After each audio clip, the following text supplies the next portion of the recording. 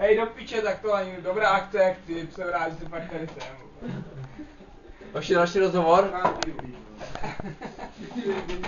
Chceš? Dominik, co? Jaké cigáro? Výborné. Jo? A co nám k němu povíš? Já tomu povím, že to je úplně super. Jo? A co ještě všechno? Jste vaty, vole, hrajete výborně, vole, a druhá ženou, když se mnou tady může být. Hej, to byl lopatek, proč to zahodil? Jste vole vaty, vy jste nejlepší hráči, co znám, vole. A jsme Weigeli, vole, a to je úplně, vole, dobré. A proč myslíš? Já jsem opilý a hodně, a co s váma, vole, trenerský vylít až na tričku, až to je jedno.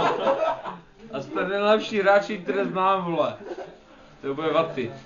A na foto celé tady, na foto celé hráče. Vole, Saltka, Matesa, Kustyho, Řičího, tam vole, Myšák.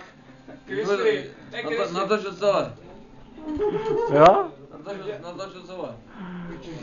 V životě vyšel do zemuky. V životě.